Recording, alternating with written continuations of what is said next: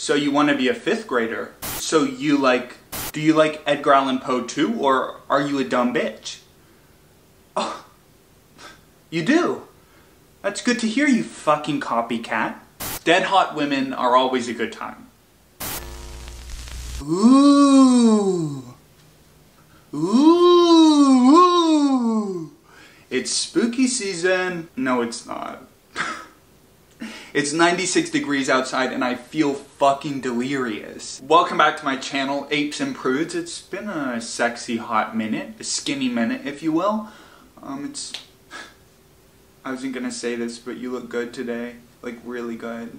We're tier ranking 53. I want to say 53 because I counted right before I started filming this video. I think it's 53 Edgar Allan Poe short stories. And the reason I've read so many is because one summer I saw this hot copy, which I'm getting right now, of the complete works of Edgar Allan Poe.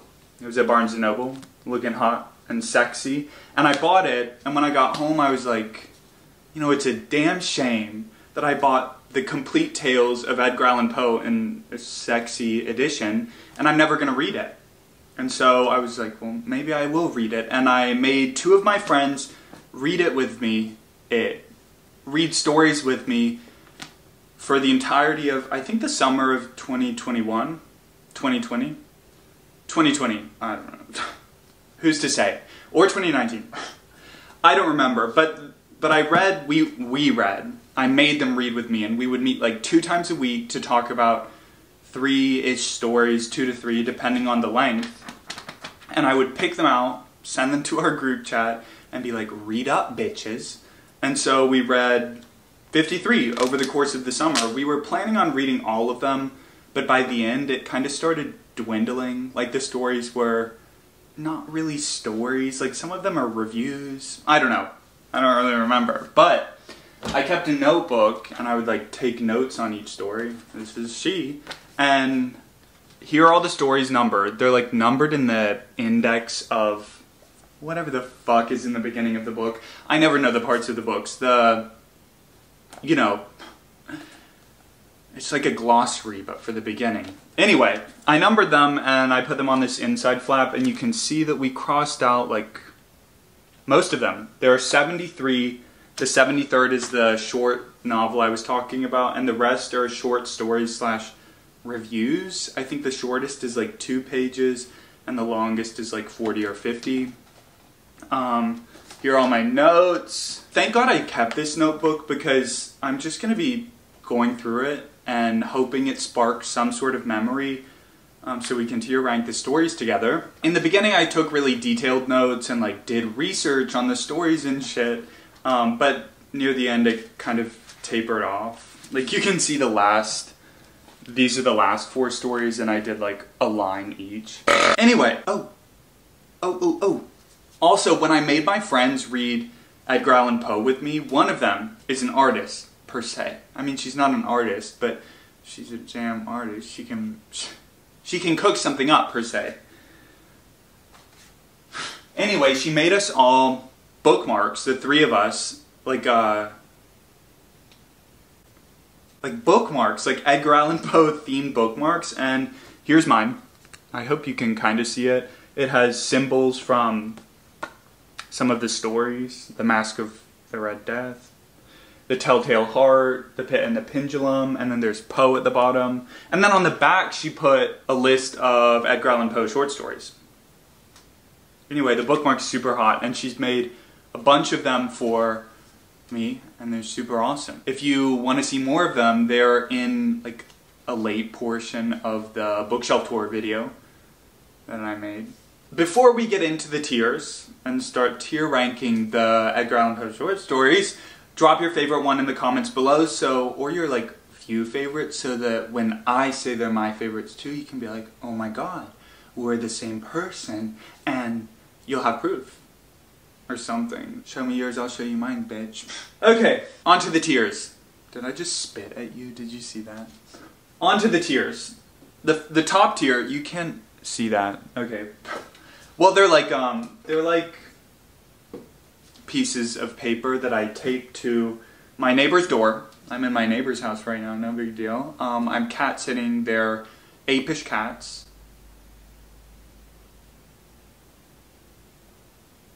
One of them's outside now because he was meowing at the door incessantly. He wouldn't stop. And although that would have made for some nice pussy ambiance, I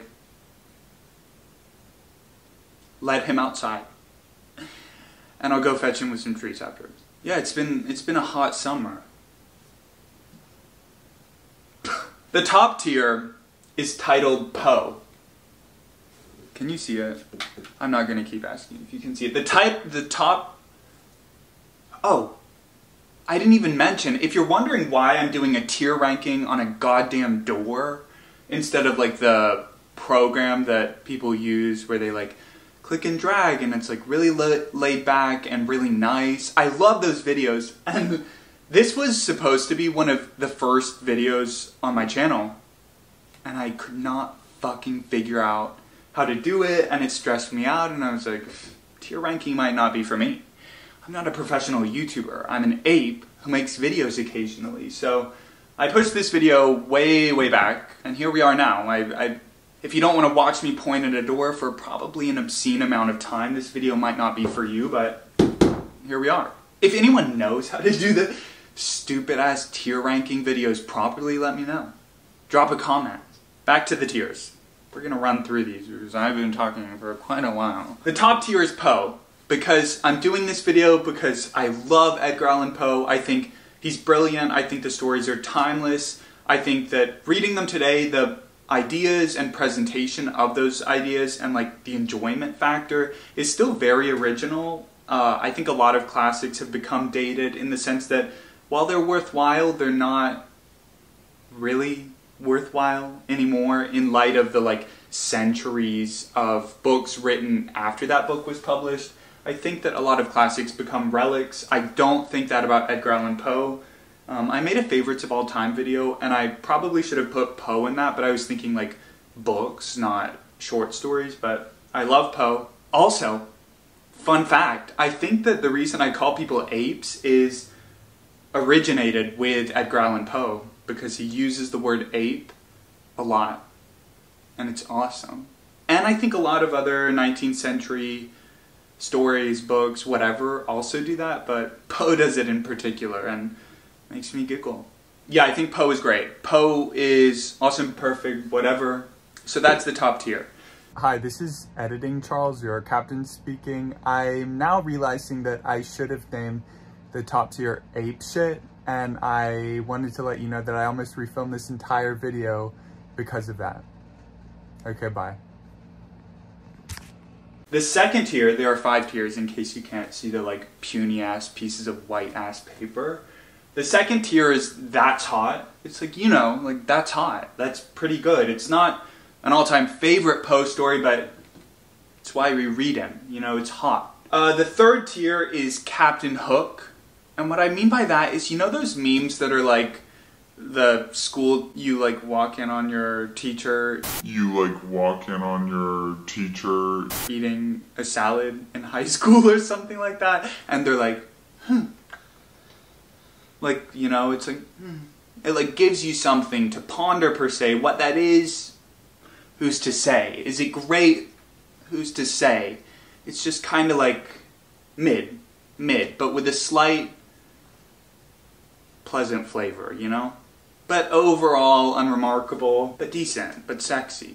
The next tier is Jane Austen.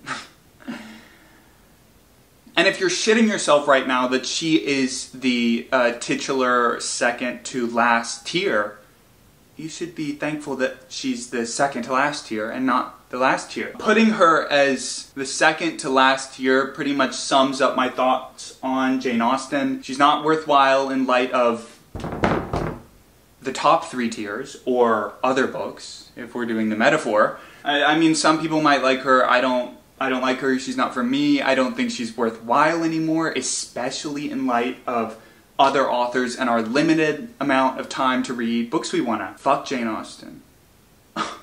But if you like her, good for you. More power to you. I love personal preference. I love beefing with people more, so if you're offended, let me know in the comments. And the last tier is hello, question mark, like, hello? Hello? It's like, you know, like, what in the fuck did I just read? And that's the last tier. And if I was thinking about doing another tier when I was planning this video, I quickly stopped because the amount of space we have on this door only allows for 5 tiers. Let's get into the rankings. I'm gonna have to cut like all of this intro because it's like 18 minutes. Let's get into the rankings. Shut up. Shut up. Okay. I have these sticky notes. Oh, I'm not gonna write down the name and like put it on because I think that would take a lot of time and it would be kind of unnecessary. And you might be like, oh, but how am I supposed to skip to the end and see what your rankings are? Well, like, if you didn't care to hear what I have to say about them, then like, why do you care about my opinion at all? Go read some Poe and shut the hell up. I'm not gatekeeping the sexiness of Edgar Allan Poe. It's well known how sexy and attractive he is. So I'm just gonna be putting like colored little sticky notes to signify the tier. Let's pick the colors out together. We will give Jane Austen this barf yellow kinda. We'll give Poe blue. We'll give That's Hot pink, and then we'll give Captain Hook orange, and hello, this yellow color. Okay, let's go. Okay, first up. The first story we read in our weekly Poe book club was Murders in the Rue Morgue, and this is such a great starting point for Edgar Allan Poe. It's stupid, it's funny, it's very chilling. I vividly remember reading this book story on my bed at 1 a.m. and being like actually scared to fuck, but it's like so stupid too at the same time. It's hilarious. It's a murder mystery of sorts. There are pretty graphic descriptions of the murder victims, which are like graphic, chilling, and hilarious at the same time, which is a good kind of summation of what Edgar Allan Poe is. Clever, funny, and spooky. Like, these stories are spooky, especially if you read them at night, alone in some like raggedy ass house. Oh, I'm reading my notes, and an important note on Poe's language is that it is very dated and thus hard to parse through sometimes, and it takes longer to, but it's really rewarding if you do and really enjoyable. But once you read a few of the stories, you kind of like dip into the flow per se, and you get used to it. It's not too bad. Also, the collection, the Complete Tales book, is one of the only books I've ever annotated. I think it was the first book I ever annotated. I used to be really anal about not messing up my books, messing them up. They all looked like they were never read before. I would like crack them a 10-degree angle and like stick my ass inside and like read them. But the Complete Tales, I was like, I'm never getting rid of this, so I'll mark it up. Now I annotate all my books. I got over myself, don't worry. Murders in the Rue Morgue. Great introduction, super funny. At one point, the murderer starts shoving the dead body of a girl up a chimney, and I nearly shit myself. It is so scary and so funny. I don't want to spoil it, but if you read one Poe, or if you want to get into him, just start with Murders in the Rue Morgue. It's especially apt for a viewer of his channel. That's all I'll say. We're putting Murders in the Rue Morgue in That's Hot.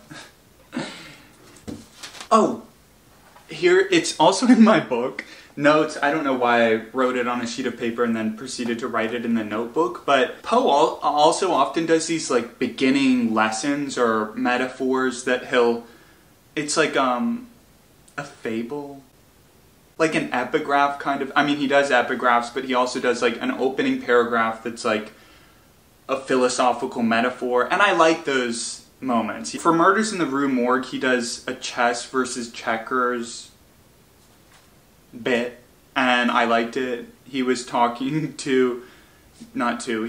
about how simplicity leads to like a better analysis of things. Like, you don't need to overcomplicate it. And the irony of his simplicity is always the right answer, like Occam's razor or whatever. The simplest solution is always the right one. Is that Occam's razor? Who's to say? But the irony of that, in light of the story, you finish it or you find out who's the murderer and you're like, how the fuck is that the most, like, simple answer? It's, like, stupid. Oh, this features the murders in the... We're, like, spending so much time on this, but the Murders in the Rue Morgue is considered the first modern detective story before Agatha Christie, before Sherlock Holmes. It's known as a tale of ratiocination, like looking back and analyzing per se.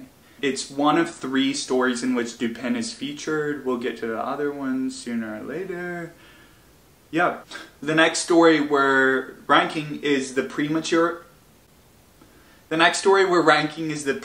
burial. I barely remember this one, so it probably means it's going in Captain Hook. A lot of the stories don't have, like, the joie de vivre, per se.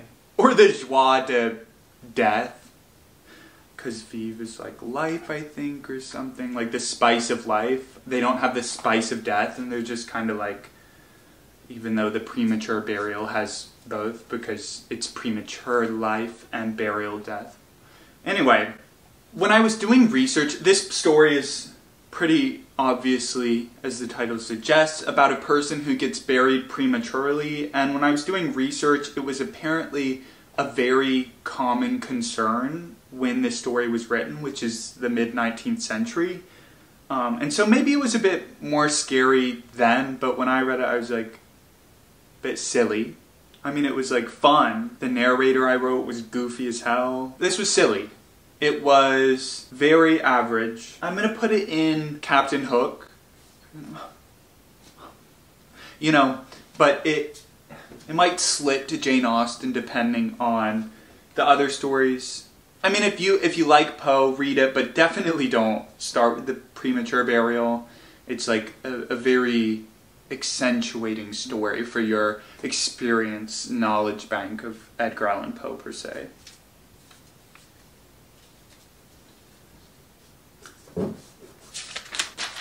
Oh.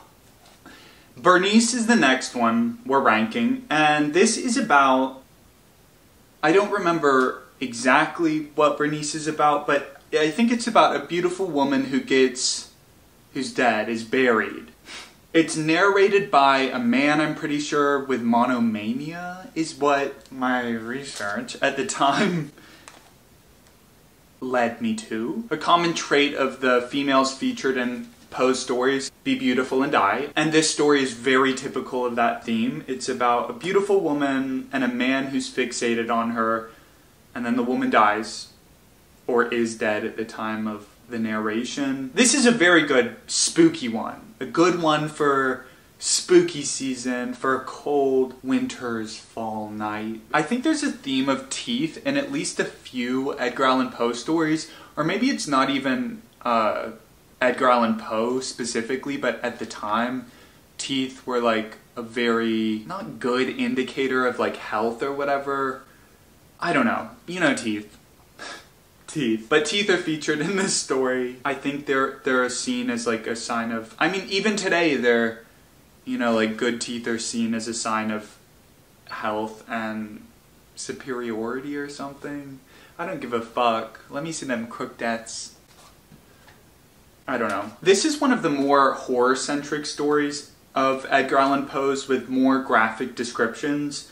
It's fun. I like the graphic descriptions. When I was researching this story at the time I read it, apparently it was censored because people complained of violence. It's one of Poe's most violent stories. Another fun fact, it's also one of the few Poe stories with a named narrator. Usually they're just unnamed.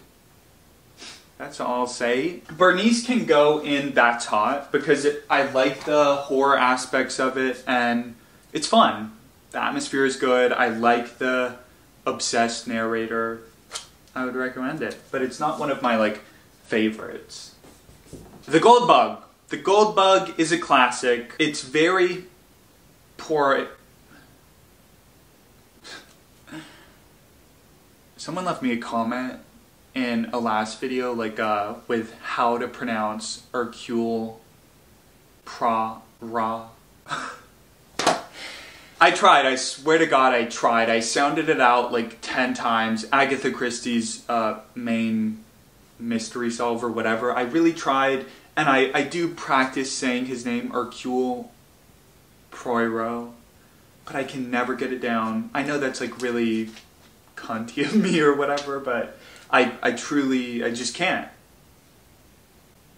But the gold bug is Poirot-esque. I should just say it's Agatha Christie-esque in that it's a mystery and there's a long rationale section after the mystery is solved. Like in Agatha Christie books you have the mystery or whatever and you have the detective trying to solve it, and then at the end, at least in the Poirot stories, he sits them all down and he's like, one of you is the murderer. Which one could it be? And then someone like apes out and they like run out or whatever, and it's fun. I love Agatha Christie, but this was similar to that in that someone sits down and explains a mystery. I just realized I'm not going to be able to like adjust which stories are in which tiers and like my criteria because there's no name on the sticky note, so all I have are like colors. What can you do? Anyway, this is another tale of ratiocination, like a mystery. It's another example of early detective fiction. The Gold Bug was also the most popular Edgar Allan Poe story while he was alive. I don't know if the Gold Bug was the first story to do it, but it has an incorporated cipher, like a riddle within the story, and I thought that was really cool and fun, and the story was also notable for that. I mean, not obviously notable to me, but like when it was whatever, it was notable for that. It reminded me of Dan Brown in that I'm pretty sure there are little tricks, you know, like riddles and shit in his books, and I eat that shit up. I think it's so much fun. The Gold Bug was fine. It was good. I'm gonna put it in Captain Hook, but it's good. It's fun.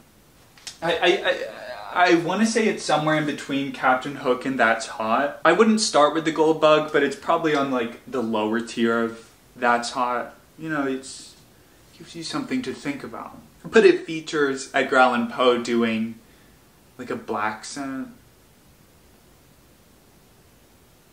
And there are like modern critics of that.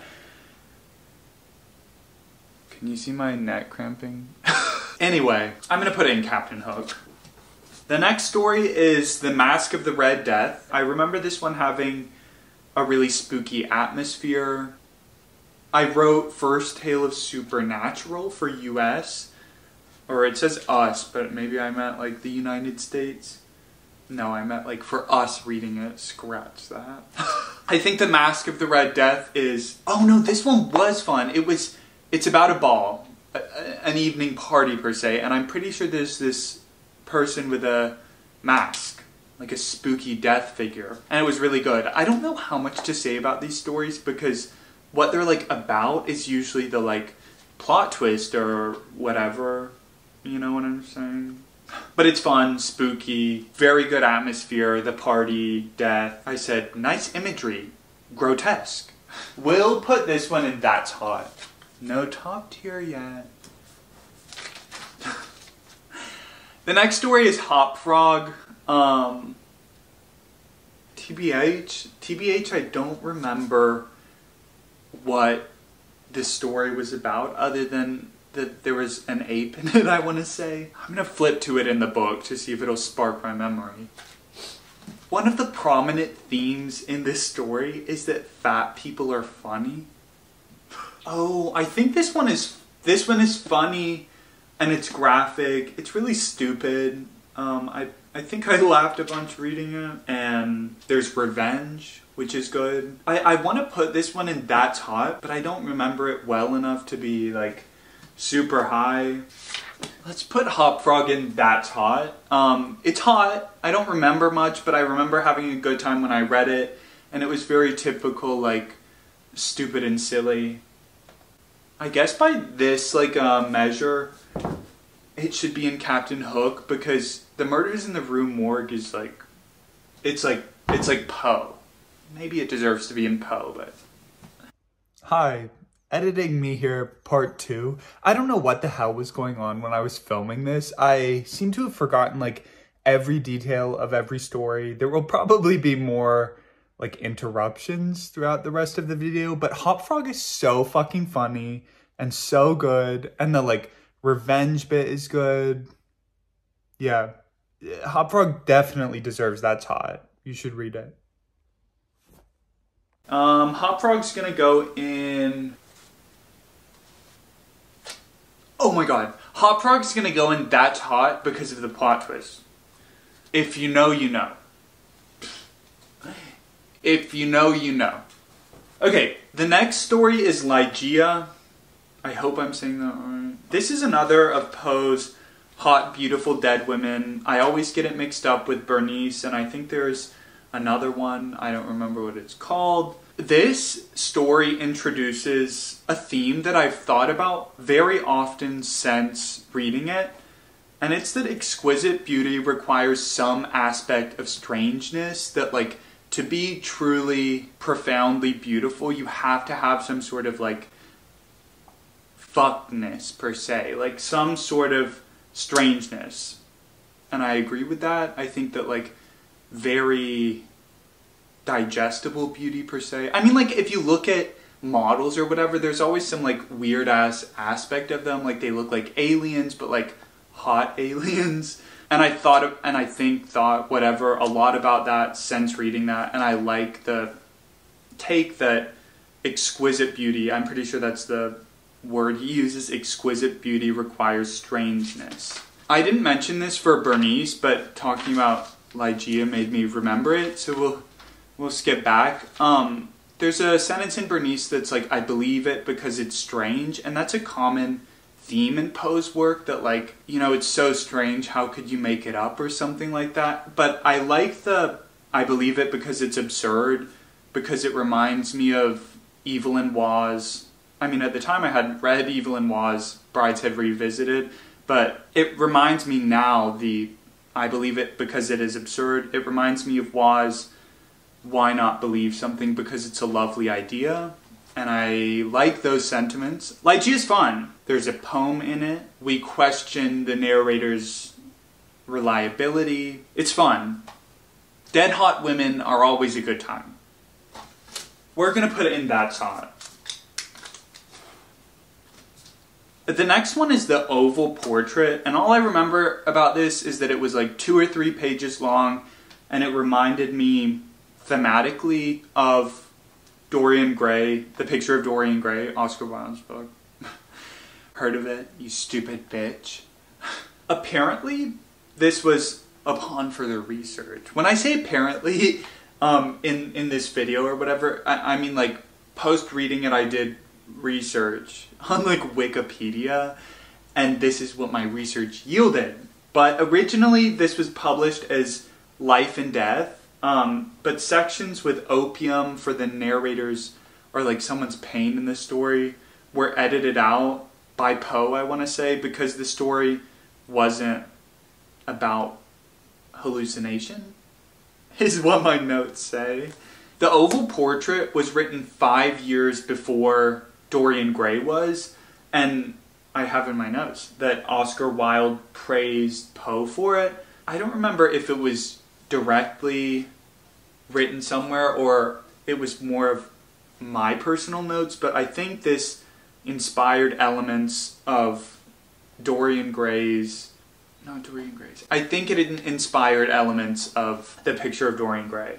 I mean, they're like very similar. I remember reading this and it reminding me of it and being like, there's no way I had an original thought in connecting The Oval Portrait to The Picture of Dorian Gray, and of course I didn't. I googled them in conjunction and there were like a few academic essays or something, or like papers on the similarities, and then looking at the dates you can see that they like line up, and Wilde definitely would have read it, and it turned out he had. It's a reassurance to know that no thought you have is original, and it's all just a composite of other people's thoughts and past thoughts. but it's your own. It's what makes it beautiful. Yeah, this will go in Captain Hook because it makes you ponder some things, but it's not like a banger by any means. It's just like interesting. Next is the oblong box, and I don't remember anything about this one apart from the central theme. An oblong box is like a coffin, so you can kind of group Poe's stories into different themes, like the tales of ratiocination, the like detective stories, and then you have the beautiful hot dead women stories, and then you have like burial stories, like premature burials. Yeah, pretty unremarkable. This one's going in Jane Austen because if you're gonna read an Edgar Allan Poe, it should not be this one, although it's like fun and silly and maybe worthwhile to some people, but they take forever, so there's no point.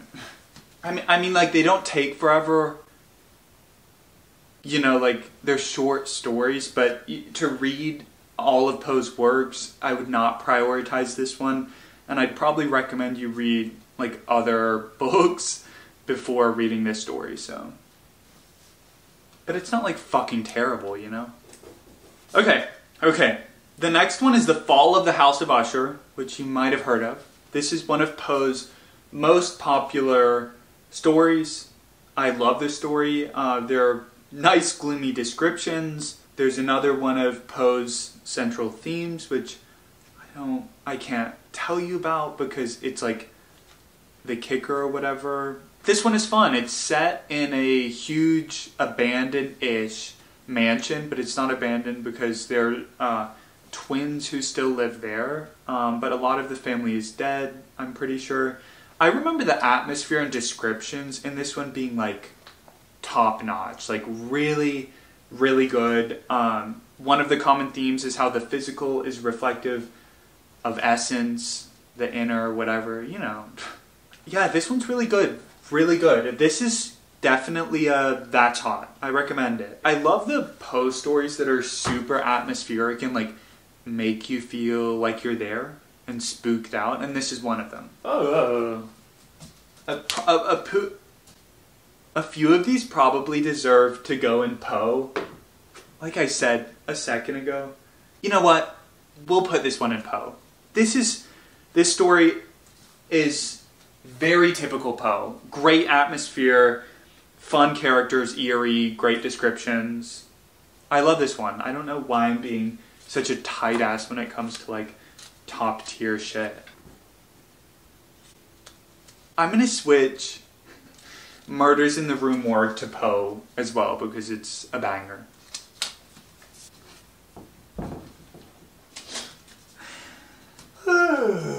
Okay.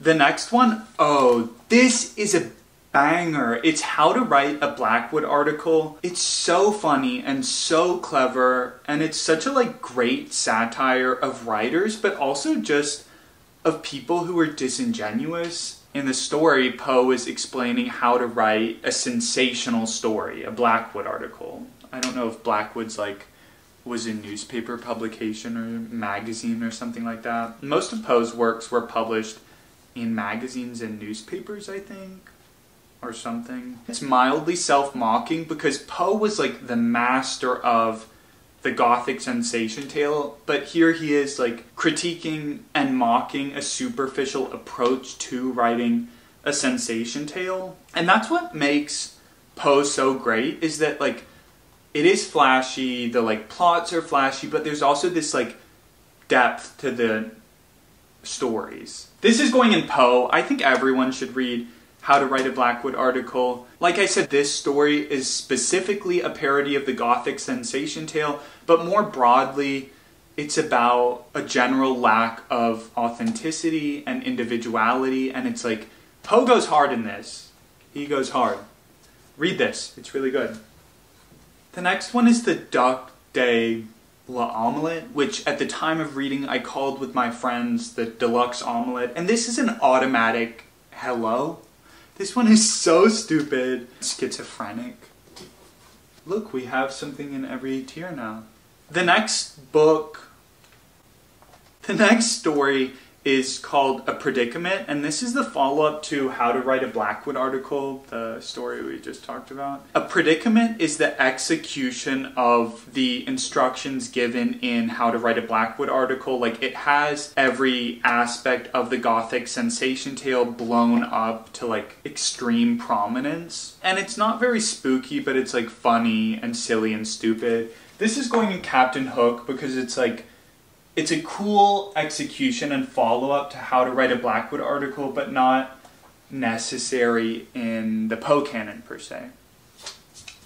The next story is Never Bet the Devil Your Head. I barely remember anything from this one. I think it poked fun at the idea that all literature should have some sort of moral, like a higher meaning. And I really resonated with that thought of like, you don't need a higher meaning. Sometimes like, you just gotta read something or do whatever, like listen to music, watch TV shows, read books that are just like fun. Fun is such a like underrated aspect of books in particular. Like people are like, oh, it's poorly written. It's like, if you have a good time reading it, you had a fucking good time reading it. And like,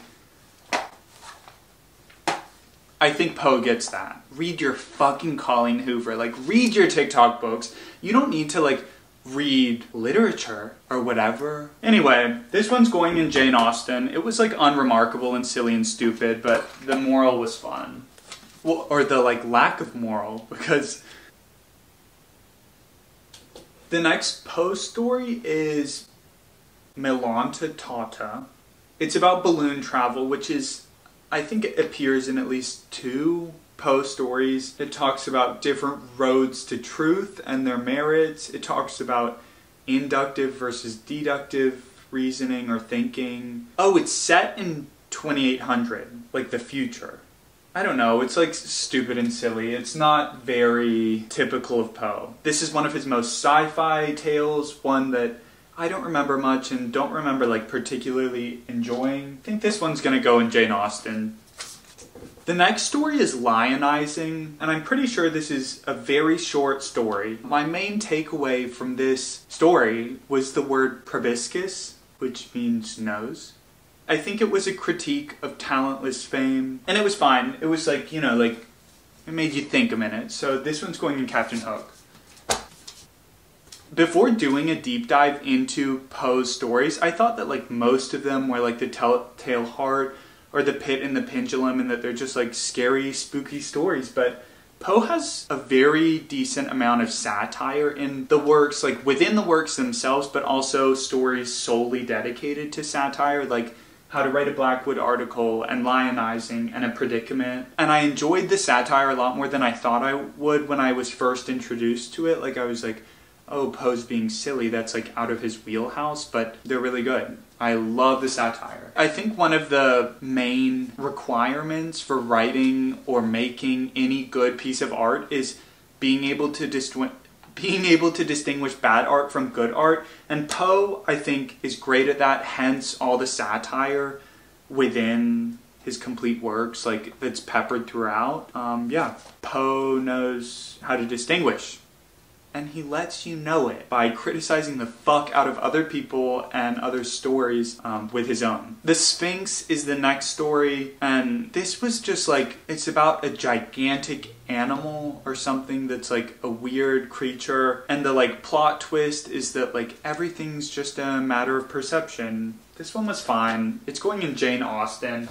It was like cool and interesting, but if you're gonna pick up Poe stories, you should not pick up this one. And it's not very typical, it's not your typical Gothic Poe. It's just like weird. The next story is Morella, which, like I said, I get all of the women confused. Ligeia, Morella, what's the other one? Bernice. Oh, this one was kind of interesting. This was about a smart woman who she dies. She's hot too. I think my notes are all spoilers on this one, but it's just another dead smart woman. If you like Poe's hot, dead smart women, read Morella. This one's going in Captain Hook, although it's like at the upper half of Captain Hook. The next one is William Wilson, and this is one of my favorite Poe stories of all time. It's a tale of madness, of monomania, as it's called in Poe realm, and it's so much fun. If you know what this is about, you know the central themes or whatever, then you know them. I don't know. This is about a crazy man, and that's all I'm going to say, and I love this story. It's one of my favorites. It's funny, eerie, and when something can make you, like, scared and laugh at the same time, it's like, that's impressive, which is what Will Wilson did for me. It's going in Poe. The next story is The Facts in the Case of M. Valdemar. This was a tale of suspended deterioration. I remember almost nothing about this. I don't know. I just remember some guy slowly dying. When I researched it, I learned that Poe's wife had tuberculosis for 4 years. It has fairly graphic imagery, I think. And it was pretty unremarkable, but not totally incomprehensible like one or two of Poe's stories. Or more. It's going in Jane Austen. The next story is The Purloined Letter, and this is another Dupin detective story, which is the guy who's in The Murders in the Rue Morgue. This has a bit of philosophizing like in The Murders in the Rue Morgue with the like simplicity, checkers versus chess thing. In this one, he kind of continues that philosophical theme of different modes of thinking, and again, simplicity triumphs in Poe's eyes. My note says that it was worse than Rue Morgue, but like fun and silly. This one's going in that, no, not That's Hot. Sorry, I'm standing on one leg and like wobbling like a bitch ass piece of seaweed. This one's going in Captain Hook. It was like fine. It's a very story. It's like very neat, but it wasn't very enjoyable. The next one is Xing a paragraph, and this one goes in hello because it's like completely incomprehensible. I have like 2 bullet points, and the first one I can barely... Oh, the first one says, occasionally in Poe's works there will be like a name, but it has a dash through it in the middle syllables. Like the middle letters are dashed out and it's just a dash, but it has the first and last letter in the name. And I don't know why that happens in Poe's work, like that a name is like redacted kind of, except for the first and last letters. If you know why, let me know. But that was in this story and throughout Poe's work. And the second bullet point I have is satire, question mark. The next Poe story is The Mystery of Marie Roget, and upon initial glance, I don't remember what this one was about. Apparently this was based on the details of a real crime. There's a very detailed depiction of a woman drowning in this one, and I was like, holy shit. It's graphic, fairly graphic. Poe was also really smart, you know, like a Renaissance man, if you will. Like, he understood a lot about science, as well as being able to write a banger story. And that's apparent in a few of the stories, and particularly here when he covers like scientifically or medically how one drowns. Yeah, it was fine. I'm gonna put this one in Captain Hook. Oh, this is one of my favorites, and it's fairly obscure. At least I'd never heard of it before doing this like Poe deep dive. And that's a descent into the maelstrom. It's my favorite, and I can't even fucking pronounce it. It's a descent into the maelstrom. And this one has such a great atmosphere. I very vividly remember like the story, like the atmosphere. It's like winter and wind is blowing, and then they like descend into this hurricane type spiral. I don't know, extremely atmospheric, and I remember really feeling like I was there per se. It's spooky, eerie, not like scary, but it's very unsettling kind of. This is one of Poe's early examples of science fiction. I have a note here that it inspired music in 1986 that was commissioned by the Australian Dance Theatre, and I think that while that's like an obscure and silly fact, that it's representative of like how atmospheric and what a like specific mood this story gives, like the music was made / inspired by this story. This one's a personal favorite more than like one of Poe's best per se, but I think you should read it on like a winter's night, you know?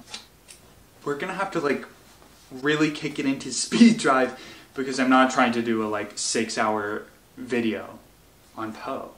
The next one is The Imp of the Perverse. I also don't really remember what happens in this story. My notes are gaslighting, procrastination, and heights. So if you're interested in any of those, maybe check this one out. Because it's not very memorable, I'm putting it in Captain Hook.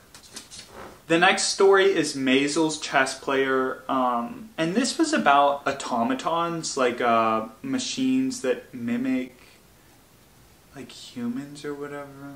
I said, feels kind of like Marie Roget, an essay picking apart a mystery, whatever the hell that means. This one's going in Jane Austen. It was just like boring and silly, and it felt like one of Edgar Allan Poe's like hyperfixations on some like silly scientific mechanical concept or something. The next story is The Angel of the Odd, and all I remember about this is that there was some sort of uncertainty in like what actually happens in the story. I'm putting it in Jane Austen, but it's like fairly interesting read. Like if you've read all of Poe's bangers and you want more Poe that you haven't read, maybe pick this one up. Okay, the next one is The Telltale Heart, and you've probably heard of this one. Today it's probably Poe's most famous work. I read this one in 8th grade for English class. The only Poe story that probably rivals this one in terms of fame is The Pit and the Pendulum, and A Cask of Amontillado. But The Telltale Heart is famous for a damn reason. It is so funny and so spooky. That's all I'll say. I think you should read it.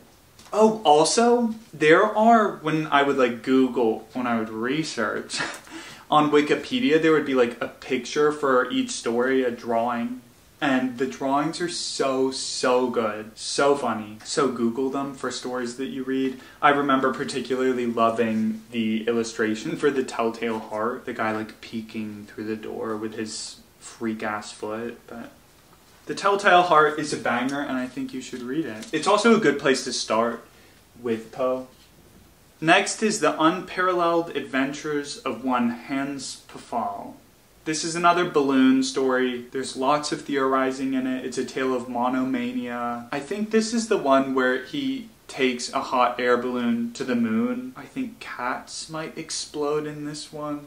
It's logical-ish, therefore falling into Poe's sci-fi type stories, which aren't really my jam, but I remember this one being kind of fun. It's kind of like the balance to A Descent into the Maelstrom, in that one is descending and the other is like ascending, and they're both like quiet, eerie, alone journeys, kinda. I don't know, I didn't particularly enjoy this one. I'll put it in Captain Hook. The next story is The Black Cat. Oh, this one was fun.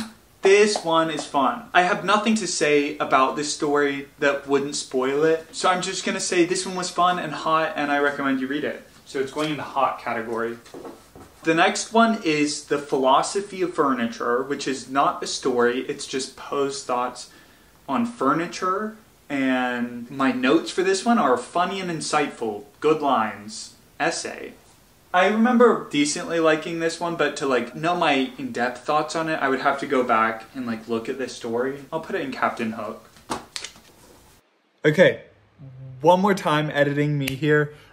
This story I actually really enjoyed, and it should be going in That's Hot because I thought about it for a long time after, but I wasn't associating the title with the Poe content, and that happens a lot for these stories. I don't really remember the title and the content that goes with the story, so I have like memories of Poe stories, but I don't remember the titles of them, which attributes for a lot of the times in this video where I'm like, I have no idea what this is about, and then like realize 30 seconds later. But this story, The Philosophy of Furniture, is in large part about how lighting can alter mood and the entire perception of a room or a house or whatever. And that really resonated with me because I'm very particular about light and about what kind of light I like. You know what I'm saying? Are you also particular? Anyway, this story had a really lasting impression on me, and I really resonated with it. So it should be going in That's Hot, but I put it in whatever the middle tier was because I forgot. This should be the last interruption. I'm not gonna keep correcting myself, so enjoy the ride. I just watched that aside back. Bonus points if you counted how many times I slapped my thigh while talking to you in that video. Okay, bye. Next up is a story, next up is Astoria. And I remember absolutely nothing about this story. I have 3 bullet points for this story, and they are, the first is review of book, /account, ? The second is whirlpool, and the third is fucking ass. The next story is Why the Little Frenchman Wears His Hand in a Sling. This one was written in an Irish accent, like Poe writes in an Irish accent, and it was stupid and funny. If you want a stupid, funny romp, read this. I'll put it in That's Hot, but if you want a gothic Poe tale, this isn't the one. I'm pretty sure there's like a plot twist, and it's fun and silly. It's very like slapsticky, but enjoyable. The next story is Some Words with a Mummy, and it is the earliest known representation of an Egyptian mummy. Is it? All I have for this one is notes, I think, after I read it. Apparently it's a satire of popular interest in Egyptology and mummies at the time. Not mummies of the time, but that popular interest was of the time. The story, whatever was written. It was also a satire of the prevailing thought that in West, humanity reached height of civilization and knowledge. I don't know. This one was like completely silly.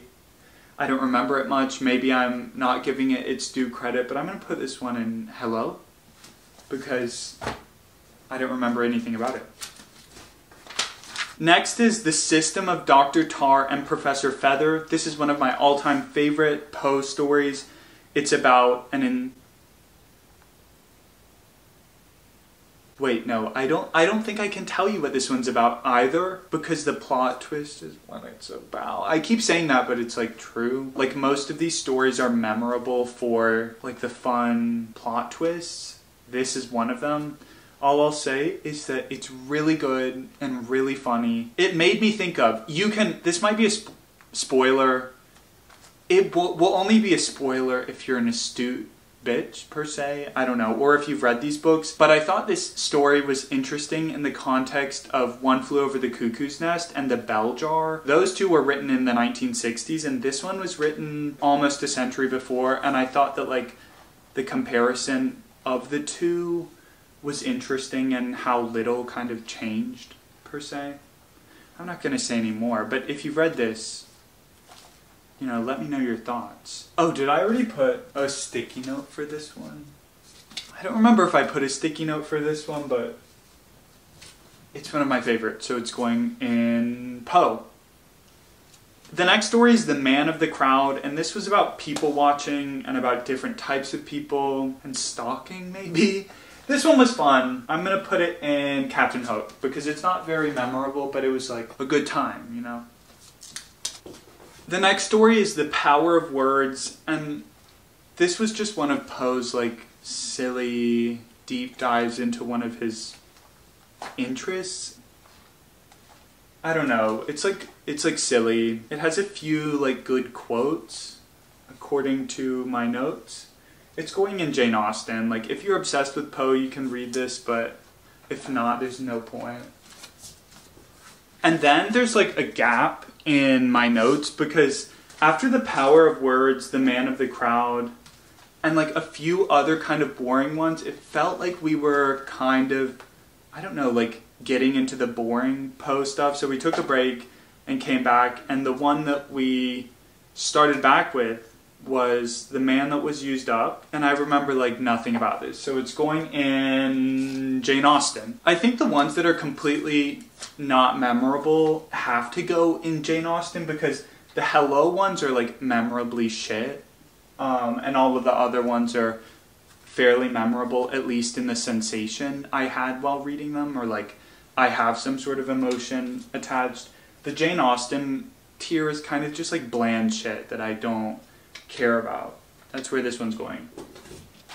The next one is The Island of the Fae, and it was, my notes on this are duality, cycles, nature, spirit, and place. This one was very like fairy-esque and like nature kind of. Apparently this is one of Poe's most ethereal and beautiful pieces of writing. That's a quote from somewhere online, probably Wikipedia. And I agree.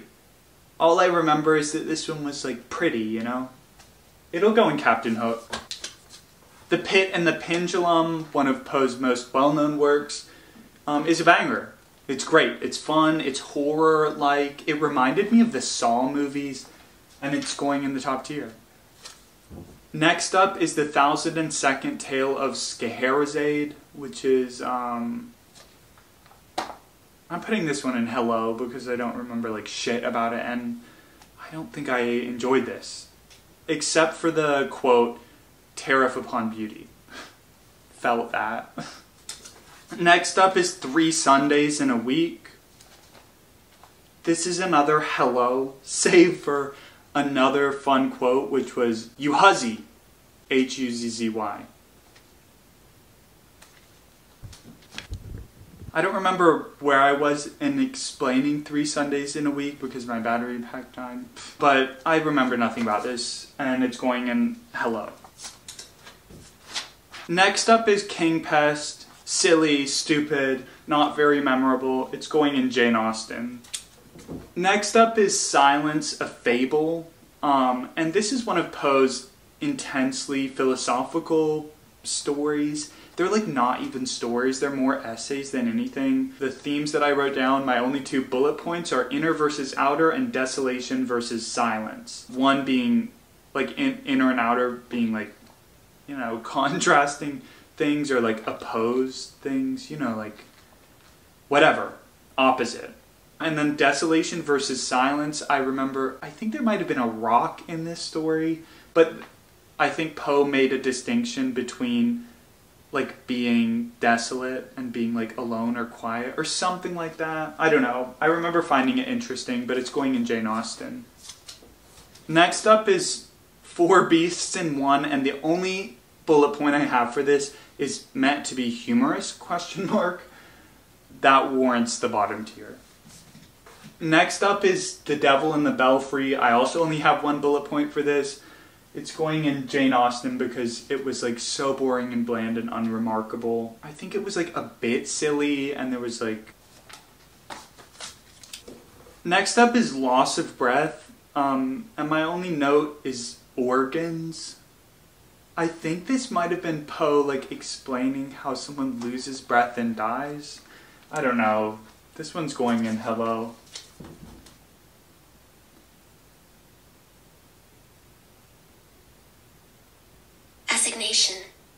Assignation. The next story is The Assignation. This is, I don't remember truly anything, much less than like, I'll just read you my notes. It says, romance question mark, hero affair with woman. More atmospheric than macabre, suicide pact. Oh, wait, low-key, I think I do remember this one a bit. This one was fun. This one's going in Captain Hook, although it's like a good time. Next up is The Cask of Amontillado. A banger classic for a reason, because it's a banger. This goes in Poe because it's so good. It's so creepy, and the laughing scene, so good. Really good. Really good story. Next up is Von Kemplin and His Discovery, and this was another of Poe's like stories about, I think, one of his like silly little interests. I said Philosopher's Stone, Gold Rush, California, funny roasting, decent quotes. we can put it in Jane Austen. Next up is A Tale of Jerusalem, and next up is A Tale of Jerusalem, and I have nothing to say about this.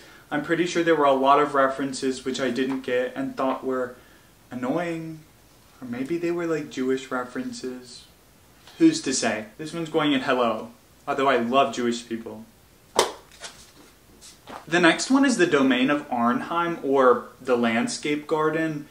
I'm going to combine this and rank it at the same time as Lander's Cottage, because Lander's Cottage is a continuation of Arnheim.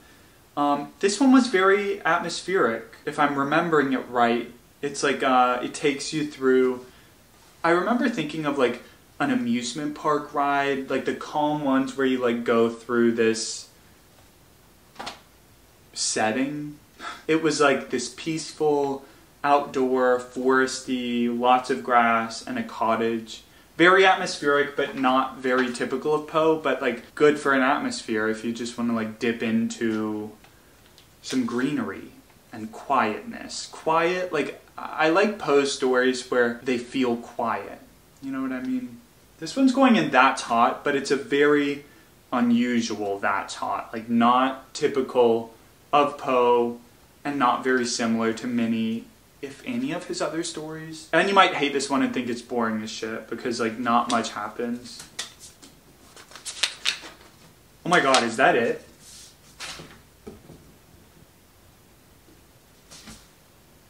That is it!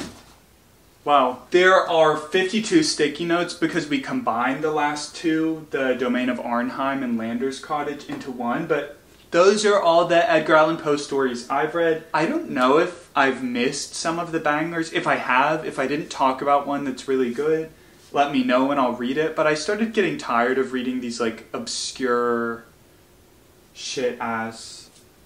Like it felt like Poe's diary at points. Like very rough, whatever. And I get it because it's the complete tales and poems, so it's like everything that was ever published as like an essay review or anything like that. From the thing, it like looks like it's very bottom heavy, but I enjoyed a good few of the Jane Austens.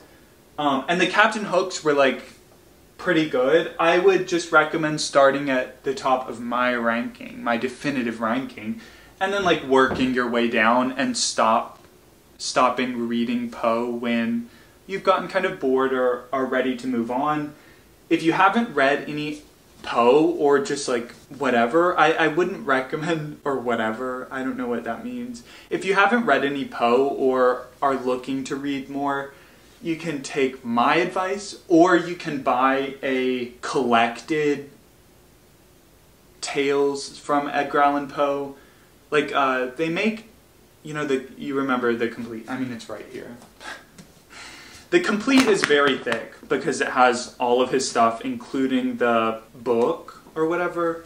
If you're looking to get into Poe, just get a shorter collected works because it kind of does the work for you and that it weeds out less interesting ones. Although there are a couple, like How to Write a Blackwood article, and I don't know how popular Will Wilson and Professor Tar and Dr. Feather, Professor Tar, whatever, are. I know Will Wilson is fairly popular, but some of the more obscure ones are very enjoyable, so just get a collected works. And if you're like, you know, if you end up having a fetish for Poe, you can like read the Captain Hook and Jane Austens and enjoy them, have a good time with them. I don't know if I'll ever read the later. The rest of the stories that I haven't read for Poe. I plan on reading the novel. I think it's called The Narrative of Arthur Pym, Gordon Pym, something like that. I haven't read any poetry, any of his poetry. I've probably read The Raven in school or whatever. If you like his poetry, let me know. Maybe I'll do a deep dive into that next. I don't know, what are your thoughts on Edgar Allan Poe? I think that's it for our tier ranking of Edgar Allan Poe's short stories. Not all of them, but 53 of them. I really loved reading the short stories, and I think that reading them in a group of like 3 or 4 people is really enjoyable because it like pushes you to finish and slog through the boring ones, and also you like get to talk about a lot of his philosophizing. So if you have friends or siblings, whatever, that you can rope into reading Poe with you, I would recommend it. I think that's the most fun way of consuming him. It's hard to just like read them back to back. I struggle with short stories in general, and like what the best method of consumption is, or most enjoyable. Let me know your thoughts on how you read short stories. Like, when do you read them back to back? You know. Anyway, I hope you enjoyed what will probably be a long-ass video of me spewing imbecile ape thoughts on Edgar Allan Poe. Okay, that's it. See you soon. Bye.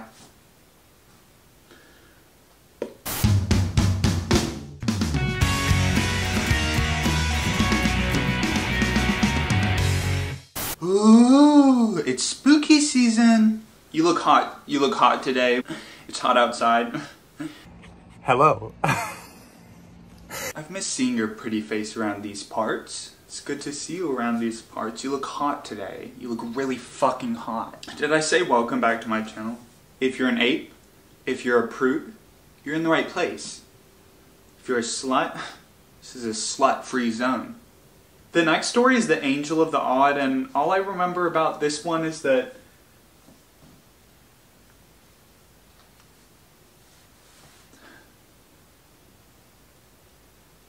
the next story is The Angel of the Odd. Oh, see. Okay, that's it. See you soon. Bye.